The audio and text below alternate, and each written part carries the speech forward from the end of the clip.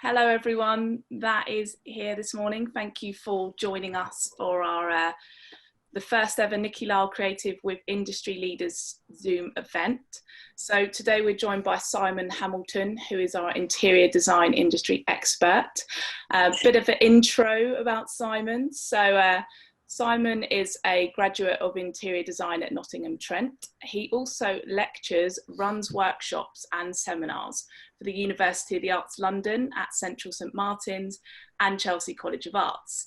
And he's also a visiting lecturer at the Interior Design School.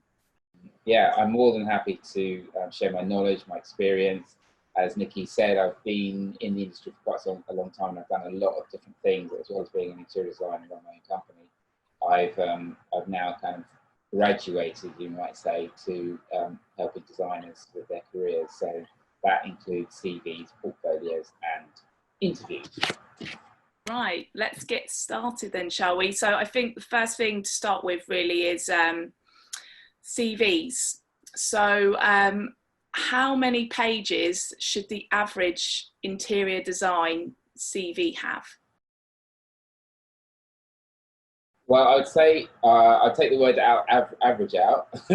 I'd say a CV should be average, but I know what you mean. I think no more than 2 pages. I've been around a long time. My CV was 3 pages. I managed to get it down to 2 pages. The reason for that is because you have to think that whoever's going to read your CV, whether you send it by email, by post, or whatever, may not even get past the first half of the first page. So you really have to have a lot of impact. So keep it short, keep it concise, keep it informative, but personal. And how should interior designers structure the About Me section of their CV? I think that the way that interior design should structure the About Me section is still coming across as, you know, your personality. That's what's really important, because when you're reading a CV, you do want information about the person. You really want to get some idea about who they are, what drives them, what is of interest to them, not just about, you know, a little bit about their kind of history, but some of their background. And that really does need to come in the first section, the first sort of top section about you. And you can call it profile, you can call it About Me, you may not even put a title to it, but it does need to lead you into the rest of it and be engaging, be punchy, be honest, but also it needs to be something that is unique to you as well.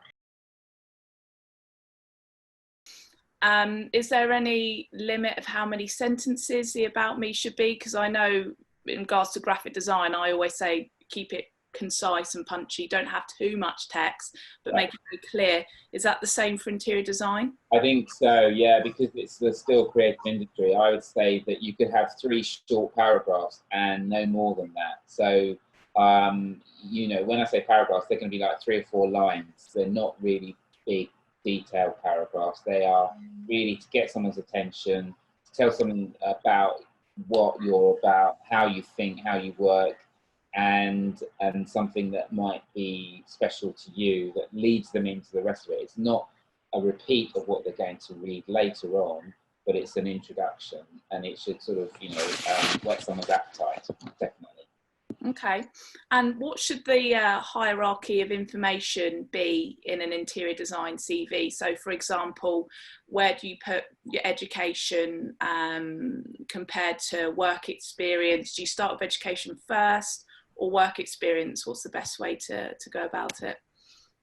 I mean, I think there are different ways of providing that sort of information, but I would say after About Me, you really could put in your skills, your achievements, and then your education. Education is really important because people need to know where you studied, what you studied, where you're coming from in terms of your educational background, and then you go into your professional experience.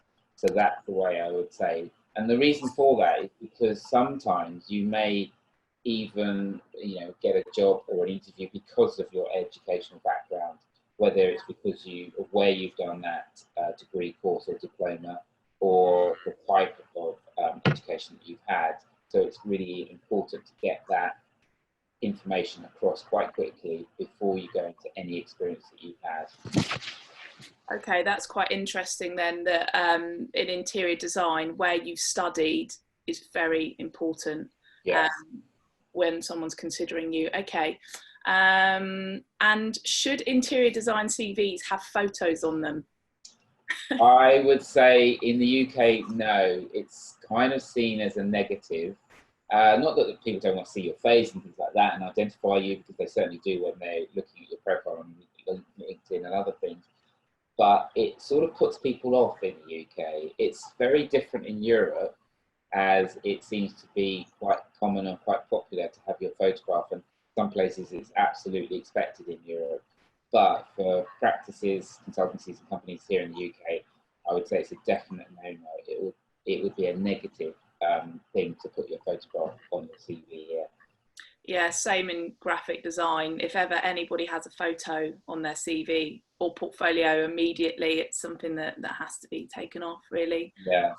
And I think it's a cultural difference. I don't think it's anything more than that, but it's worth knowing that that's something that's not popular here, but it might be somewhere else. But even though companies are, international, it's just it's not something that people expect here. Okay. And should the CV contain references as well? I don't think they should, because you're giving away sort of, important detailed information by providing references. I think you may want to say references are available, but I would even not put that on a CV. And when you do have references, you need to make sure that those people are happy to give you a reference. They are people that are current in terms of what they can say about you, and also at least 3 referees.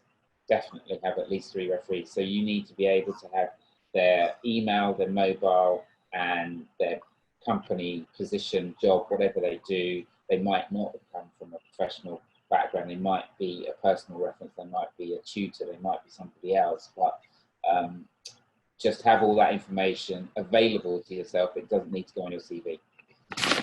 Okay. What about software skills? Those are really important. Yes, I think that some designers don't really realise, interior designers, they kind of underplay software technical skills. And as much as it's really important that you can draw and sketch, and that's something that's a skill in itself, I think that the level of your ability is really key. So if you are good at Vectorworks, AutoCAD, MicroStation, those sort of things, then you should put what sort of level, whether it's advanced, basic, intermediate, and don't assume that people know that you can also use InDesign, PowerPoint, Excel spreadsheets and things like that. You should include that as well. And if you're PC and Mac literate, it's worth saying that, because those are sometimes, an issue, because the practice you go to might be all on Macs, or they might be all on PCs, or more likely they're going to be on a mixture. So technical skills are really key to get across and put them in your CV, and the level that because you might be particularly good at one package, and that could really be the deal maker. Because that's one thing I remember actually from overhearing conversations from the interiors recruitment team, is clients would call up and say, okay, we need a senior interior designer who is incredible at Vectorworks, and if they have some Cinema 4D skills, that's a bonus, or if they're good in PowerPoint. So actually when clients are approaching us about potential candidates, that's what's on their mind, is the software skills, as well as what industry experience they have, whether it's like retail, residential, etc. So that's what I always stress. Yeah, definitely, I agree with that. And even though it's a shame that people do get categorized by their software skills, their technical abilities, and that's obviously not the only thing they're going to be doing, it's part of the role, the job, and we're in a digital age and we have to recognize that. So that's why I say make sure that information is quite clear, even if you're going for a role that doesn't really emphasize that as part of what you do. If you have that, it means that you have other things to offer. So I think it's important. And the other thing with interior design is there are packages that, such as project management packages, which are specific to interior design, like Estimat, for instance. If you've got experience with that, that could also be very relevant, particularly if you're in procurement or specifying products in FF&E, etc. So think about those side as well, those ones that are perhaps less known. And if you've got experience of those, they can be particularly relevant and may get you, the interview that you want. Okay, great. And should the CV be a Word document or a PDF? Well, I think it should always be a PDF, because you don't want somebody to change a document if you send it by email or any other method. And that is also, once you've checked, spelling, grammar, etc., absolutely make sure it's PDF, because if you send it as a Word document, then you're never quite sure how it's going to turn out when somebody receives it. And a PDF is much more stable. Absolutely send it as a PDF. Yeah, okay. And what about the actual layout, well, not the layout of the CV, but the colour scheme? So would you recommend that they try and inject some creativity, their own flair? I know some people use their name as a little logo, and then they put that in their CV. Sometimes that works quite well with graphic designers, certain colour schemes that they use. Is that the same for interior design? It is, in a way. I know obviously with graphic designers you expect that, because that is what they're good at. I would say that the most important thing in any CV really is to make sure that the graphics, the design, the colour does not overtake the CV. Yeah. I've seen lots of CVs obviously in my career as a consultant, where you look at the CV and all you can see is the logo or the colour or the design, and you can't see the information. You want the two to kind of work together, so that the colour that you put in it, if you do the colour, or the logo design, complements what you're seeing and doesn't distract from it. And there's often a lot of, I would say, because I've been concentrating on interiors, there's a lot of interior designers who try really hard to make their CV stand out by creating a sort of graphic pattern that really is dominant, and therefore you can't see the relevant information. And I think that's because maybe they don't have, and I'm one of those people, I don't have like fantastic graphic skills, therefore you end up using templates that might not suit you. So I think, yes, you can use colour, but it is still a document, it's information. Get some guidance, maybe even get a graphic designer to help you. Look what's available online. There's lots of templates that you can use that work really well, but just make sure that whatever your graphic content is does not dominate and detract from what you're doing. So yeah, it is a way to show creativity, absolutely. You don't want to have a very simple document that is just like a bank statement. You want something that's got a little bit more punch and flair to it, but also you have to remember people need to be able to look at that, scan the information, get it very quickly. So bullet points, things like that. You can have dividing lines to create sections within the CV, which could be just horizontal lines. But try out different formats. So there's no one that suits every single person. It's a bit of trial and error, and then I would say you might come up with a look and a format that suits you. It's got to work for you. You've got to be happy with it. Yeah, I think definitely in regards to CV, keep it as clean as possible, and almost let where you've studied or the clients you've worked for speak for themselves. So if people see well-known, prestigious interior design agencies, practices, etc., that you've worked for, then yeah, you don't want to distract from that, like you said, with busy graphics at all. Yeah, definitely. Okay, so what are great big CV no-nos? I would say the first one has to be spelling and grammar. You really must make sure that your spelling is correct. And the thing about spell check, obviously we've all got that, is that the word could be correct, but the context completely wrong. And also you have to think about whether the spell check is going to be American or UK, and there are differences in how the words might be spelled. So the thing to make sure you do to actually counteract that is to read your CV from top to bottom, first page, second page. Literally read it out loud. Does it make sense? Or have I thought of this sentence and then only written half of it? That's a definite thing to do. And also you know, you absolutely have to put your name on it. It might seem an obvious thing, but some people just put the logo, and then they think, oh, everyone's going to know who I am. We're thinking, well, no, they won't. Don't assume, don't make assumptions. A CV is a tool to get you a foot in the door for an interview or a meeting. So you do have to treat it with some respect and feel that, okay, this is information about you. And I use this very carefully, but you have to assume that the person that is reading this doesn't know a single thing about you.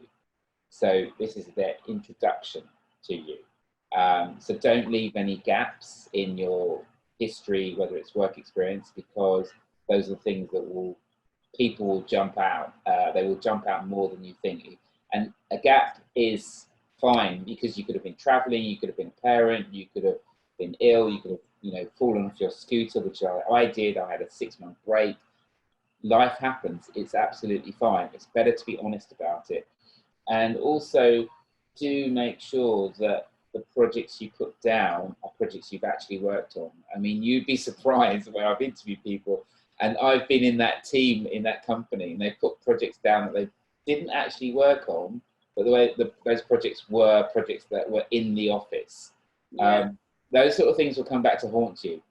So you need to be honest. And you do need to have it in a sort of chronological order so that you feel comfortable talking about it, and that it does make sense. So yeah, there's quite a few no-nos, but spelling and grammar, absolutely top.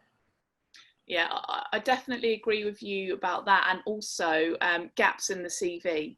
You do need to have an explanation. And sometimes if you've been freelancing somewhere, make sure you stress that you were a freelancer or it was a contract, because you don't want your CV to look too jumpy, especially if you're trying to get a permanent role, because one of the top things they look for is how long has this person worked at their previous place.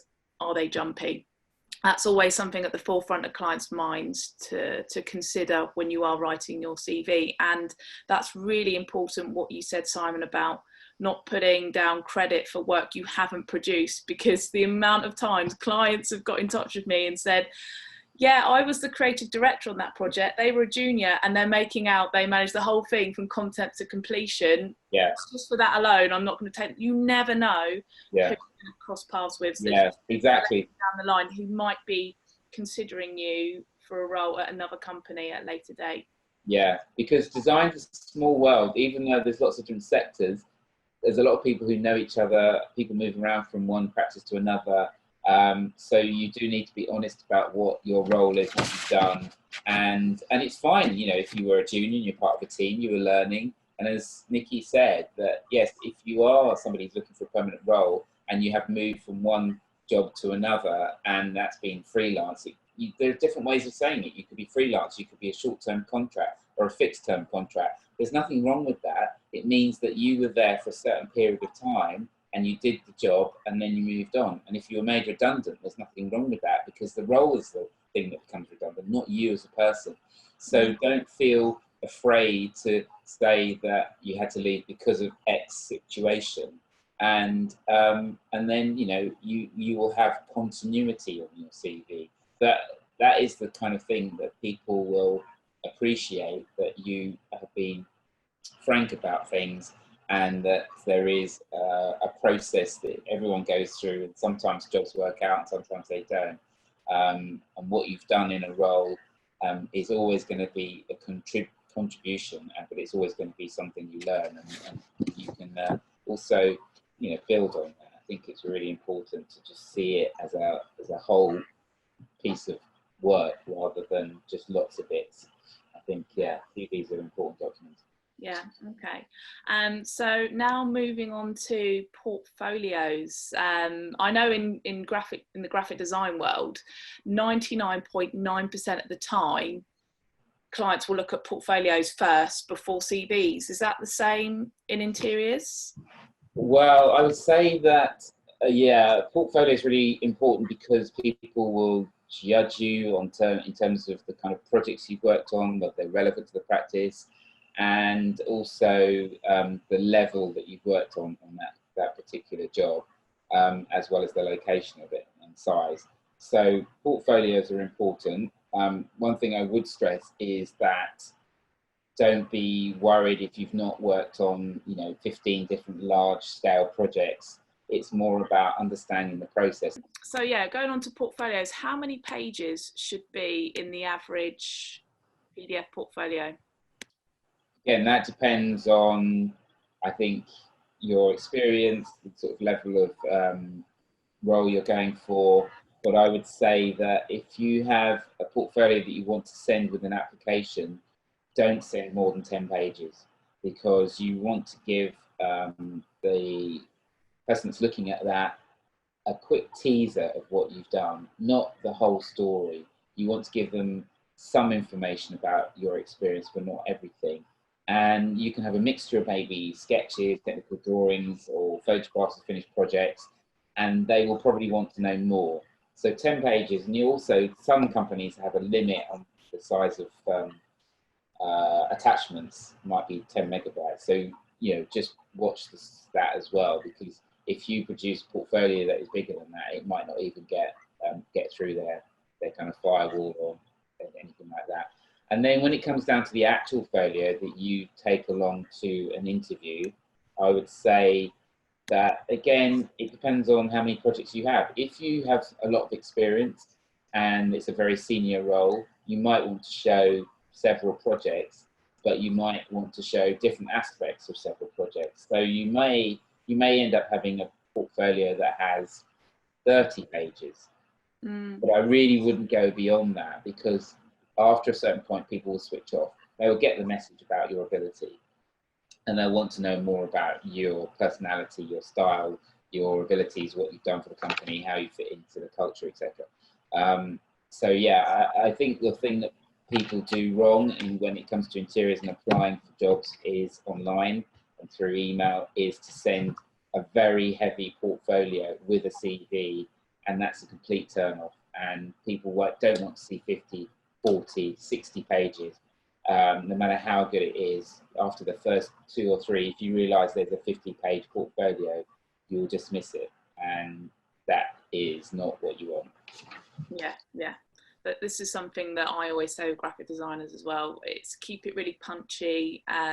It's, as you say, if you have like hand sketching or finished product or floor plans or anything like that, that can give them a real clear picture of everything that you can do as an interior designer and what you have done. But yeah, you want to keep it to a certain size where it can be sent out as well. Yeah.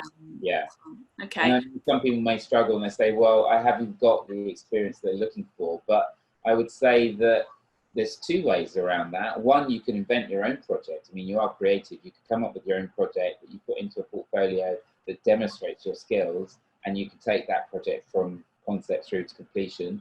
Or you may have a number of different projects that demonstrate certain skills in terms of your concept, your detailing, your ability with materials and color, and therefore you could demonstrate those in different projects, and it tells a story. It might tell the story as in, okay, I know how to start a project, and that's project A, and then project B might be the middle of a project where you've been involved in development, and then you might have been on site for another one.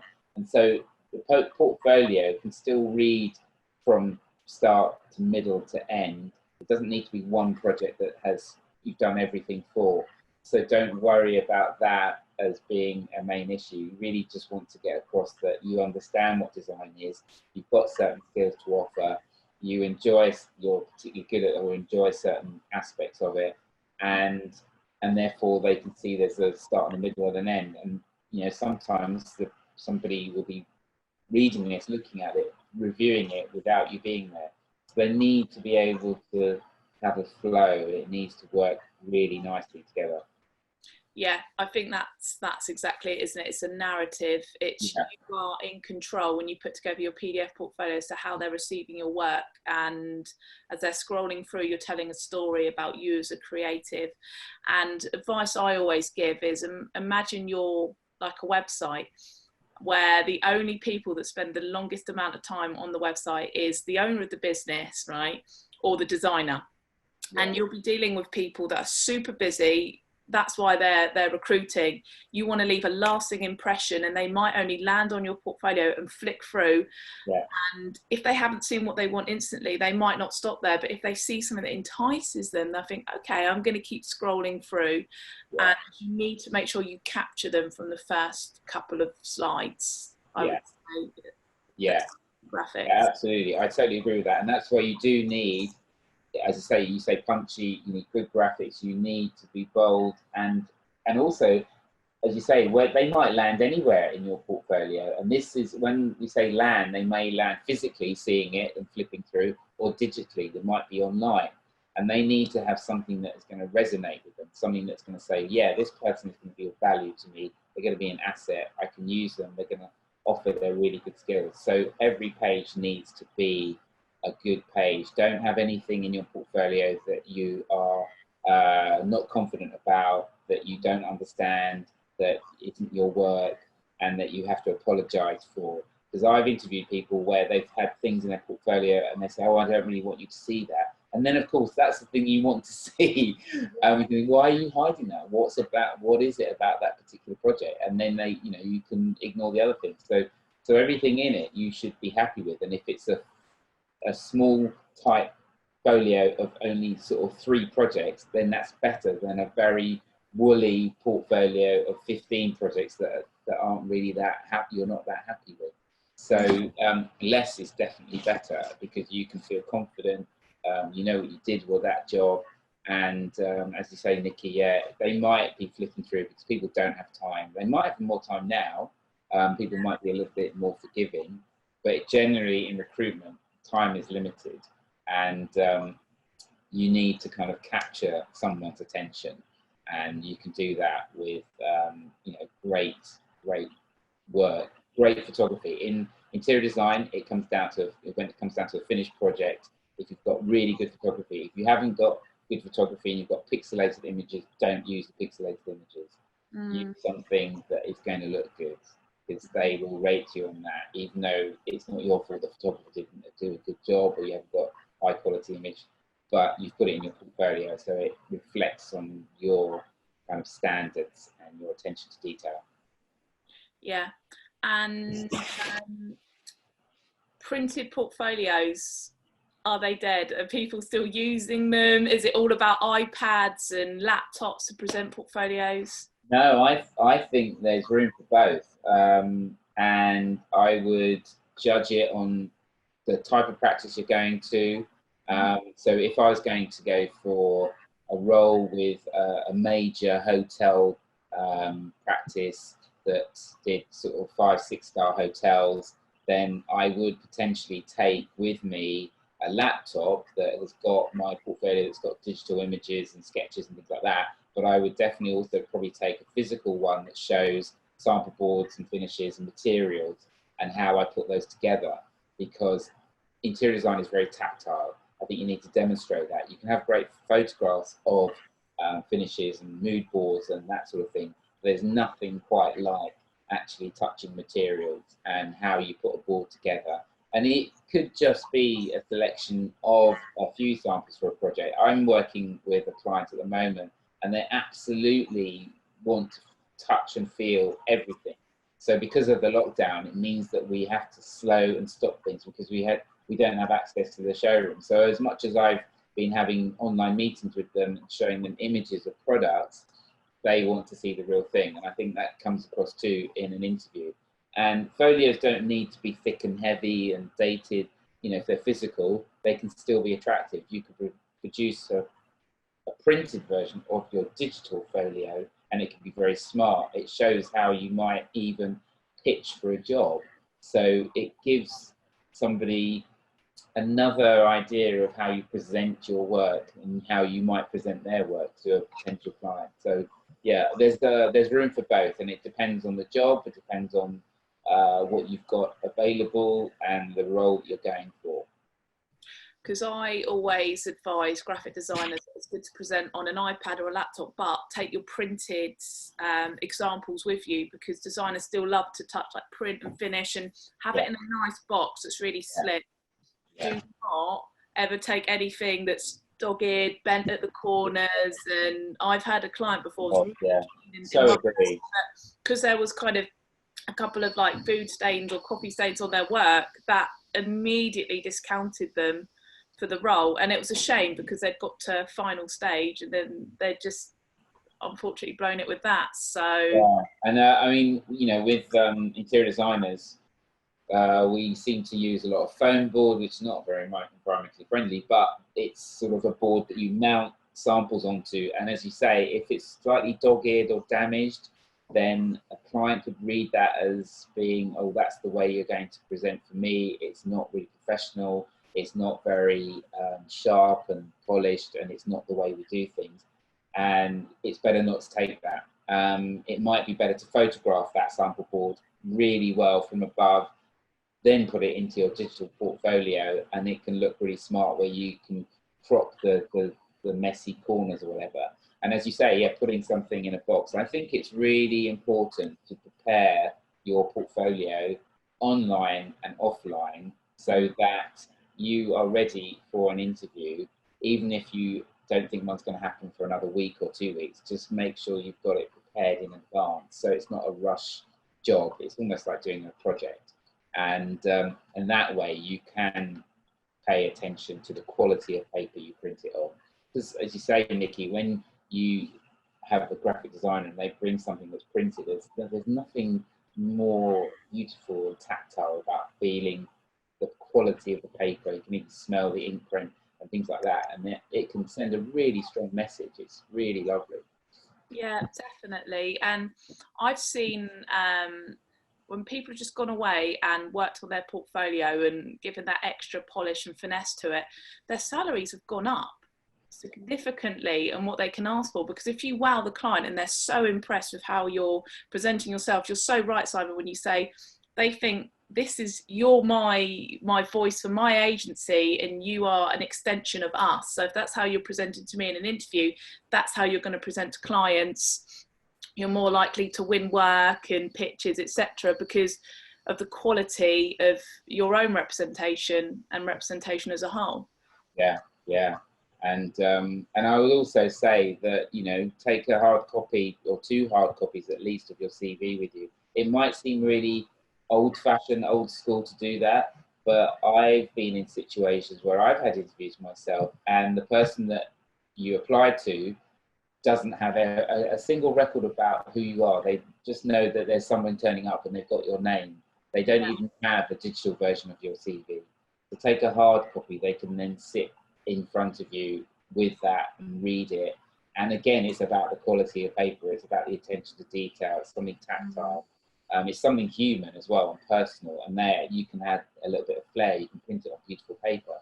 And I've seen some amazing CVs that you just think they've got the job because the CV itself is a beautiful item. It's in an envelope, or it's something that's so tactile. It's been so considered. And you think, as you say, Nikki, this is how they're going to treat my projects, my clients, and our work in this practice. They're going to be really valuable. And if someone can do that, and they can do it in a professional world and be commercial and do it to a deadline, then they're extremely valuable because they're going to add something that's unexpected to that role. You know, as an interior designer, I'm not somebody who's a graphics person, but I love graphics. They're really important to me. So that side of what I do is very important. The way I present myself, the way I present myself digitally as well as physically. And yeah, there's lots of things we can say about that too. So yeah. So should designers have different portfolios for different clients? So if they've worked in various different sectors and then they want to get a freelance booking for like a retail client, should they then only have a portfolio that's tailored to each individual job that they're applying for? That's a really important point. Yes, I think that interior designers do need to be aware of who they're applying to. So you should have a portfolio that is a comprehensive one that covers everything you do, but when you are applying for a particular role, therefore you could edit your portfolio. I've got several portfolios, so when I've been in a position in the past where I've applied for a role, either with a client directly or with a practice, that is specifically hospitality, then I've emphasised the hospitality side. Or whether it's residential, I've taken out all the office design that I've done. The only time that I might mix something is if it's two reasons. One, it's multidisciplinary, so they do lots of different things within that company. Or you want to show different skills from different projects, and you don't have all those skills in the commercial projects you've done, but you have some of those skills in the residential, and you might mix it. And therefore you can say in your interview, in your meeting, that, okay, I've got this project, it's not commercial, but it is residential. But yes, we still did have to deal with project managers. We were on site, we were dealing with the planning applications, etc., and vice versa. So yeah, you're right, you should tailor it to who you're seeing and not be afraid to edit, because there is not one folio that's going to fit every single interview you go to. Yeah, definitely. And I think clients tend to love that as well, because if you've edited it specifically and then you go into interview and you may say, oh, I put this project in because it reminds me of a similar project you did for so and so, that's a real sign to them that you know who they are, you know who they're about and their work, and that's why you want to work for them. Yes, yeah, I think that's a really good point, because I think if you go to an interview and you can key into who you're speaking to, you understand what they're about in terms of practice, the type of work they've done, look at their website, do your research. Information is very easy to get about companies now. So there's no excuse to say, well, I don't know what you do, because actually you should know what you do, because that's why you want to work for them. And that's a brilliant point you made, Nikki, where you said, yes, there may be a project that's in your folio that reminds you of their work, and a client will really understand that, and they will connect with that, and they'll really like that. I mean, I've been in a position where I've been interviewing because I had my own company, and what I was always looking for is that extra quality where you have somebody who's just being themselves, but also they understand what you're about. So that is key. So coming through in your portfolio, the portfolio needs to relate to the company. Do portrait or landscape portfolios work best? I would say it's always landscape, It just gives you much more scope. Nearly all the time when you're doing photographs of interiors, landscape works really well. Sometimes you have a combination of portrait and landscape, but I would say, yeah, 99% of the time I've always done a portfolio or a pitch or a presentation which is like A3 landscape, and it works really well in terms of positioning for graphics and images.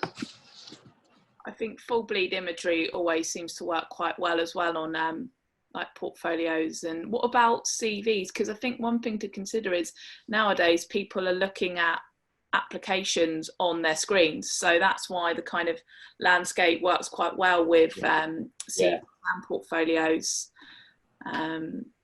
Yeah, well, I've done both actually, because I've had lots of CVs over the years, and I've tried different things, and I've still got, I couldn't find it, but I've still got a CV that was a timeline, and it was a landscape format, and I created it as a PDF. So it literally was from me graduating to the current day, and it's old because I think it only went up to the late 90s.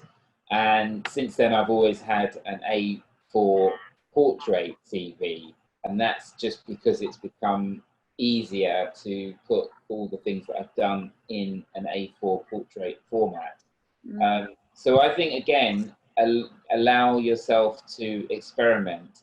And what I would also say about CVs is that there should be one that's almost like the mothership that has all the information on it, and then every other version you have of your CV is an edited version of that original one, so that you never have to kind of look things up, because the worst thing is that you might forget a certain thing that you did in terms of your career and highlights and education, but it takes time to kind of get that information. But when you're creating a CV that's right for the job that you're applying to, you want to tailor that, and look at what the company does. See how they present themselves, and you've got to be comfortable with it. So I think, you know, that can be flexible how you do it, landscape or portrait. Yeah, okay. Because I especially liked going back to portfolios, the second one that you showed, Simon, where you had the intro to the project. I think that's always something in a portfolio that's quite helpful, is when you just have that information, because clients are going to want to know what was the scale of the project, how many people worked on it, and just having that bit of information there and then leading into all the imagery. Yeah, I think that's good. And I know that in interiors there are times when you can't give information about a project, but I've never really mentioned the name of any of my residential clients. It's always been the location. So if you're worried about, especially now GDPR, you can always put, like I put Knightsbridge, London, private residence. Nobody has to know who the client is themselves. My clients don't appear in photographs. I think with interiors, it's really important to try and get across, as you say, an introduction to that, so that you get an idea about what it is, and that can come in the portfolio. It could be a page, it could be information that's with the images itself, but not to overdo it. Also, the information in the portfolio could be the solution that you came up with. So it's not just, oh yes, we designed a house, but there may be, well, what did the client want? Why did they need, you know, 3 bedrooms here? I had to design a house where I had to have a granny sort of annex in the basement, but we also knew at some point that wouldn't be needed. So we had to kind of, you know, future-proof it to a degree. And so, yeah, it's just sort of getting information across in a way that is going to be informative enough, but not too wordy. Yeah, that's kind of key.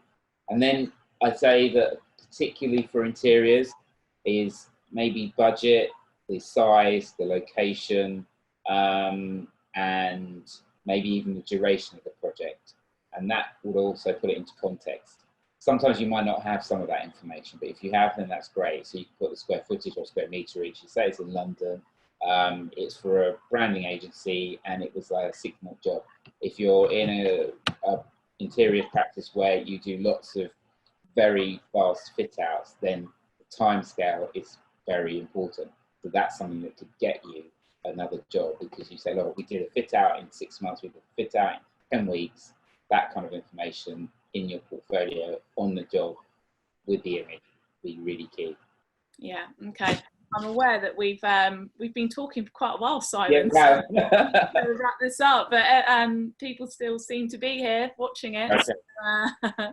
So, what's your, very quickly, key points? So 5 key points for interior design CVs, and then 5 key tips, points for portfolios. Okay, right. For 5 top tips for CVs for interior designers, is you've got to grab attention when you're writing the CV. It's not your life story. It's a tool to gain an interview, and you must check your grammar and your spelling. That's something that I say top tip. I know it's an obvious one, but I have to say that. Secondly, remember there's also going to be several applicants to your to this role or whatever role you're applying for, so you need to make it engaging, personal and informative, because whoever reads it, they might not get past the first half of the first page, because people, especially in recruitment, as we well know, they don't have a lot of time. They will scan it and assess you very, very quickly. So the first half of the first page really needs to kind of sell you and say something about you. Thirdly, don't include a photograph, but you must include your contact details, your professional skills, any language skills. A lot of interior designers I know have got lots of language skills, and they forget to put that in, and they're really useful in the international market. Your technical abilities in terms of software, the level you're at, your career highlights, and any transferable skills. If you're coming from another industry, you've always got skills you can offer. So you may not have been an interior designer for very long, but you might have things that you might have led a team, you might have been a sales account manager, whatever. They're also very useful. And then I'm not sure how many points I've got. Maybe this is the 5th one. I would say always have 3 referees prepared in advance that are good, reliable, and they're positive and they're happy to support you. And they don't need to be on the CV, but they would be aware that you're applying for a role. So yeah, that's really what I've got as my top 5 tips, I think, for CV. Yeah. Referees are so important, because I know sometimes when people have been at second stage and then you've got a reference from an old past employer, obviously not if they are somewhere moving on somewhere else, but that can get them the job. If you get a glowing reference from somebody, that will be what will set you head and shoulders above the competition. So yeah, referees are so important. Yeah. And have a chat with the people that are your referees. Say that you're, in a job search. Make sure that their contact details are current, their email, their mobile, and that they're happy to support you. They may have moved on and be somewhere else, and at least 3, because they will, as you say, Nikki, they could be the people that actually get you the job. My top 5 tips for portfolios for interior designers, I would say, again, make sure the portfolio has your name and contact details clearly, because your portfolio may be reviewed without you being there. It's certainly going to be reviewed without you being there if you send it digitally or by email. So whoever looks at it, they need to know who's it from and how to get in touch with you and protect it as well. So that's why I say don't send too many images, put all rights reserved or copyright marks on it. And so they know that this is a piece of work that you value. Secondly, only show a small selection of your work if you have a portfolio that you're going to send to somebody, because you want to get their interest. You don't want to reveal everything until you get an interview. You want to have something left to be able to discuss. Thirdly, I would say know the content of your portfolio so that you can talk about it confidently.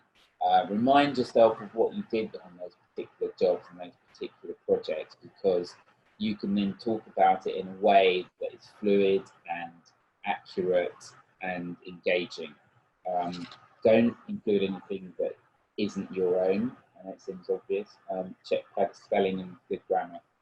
And 4th one, I'd say, do be careful that you don't have too many of the same thing. I've seen lots of portfolios where somebody is a residential designer and they have a repetition of 5 houses they've designed.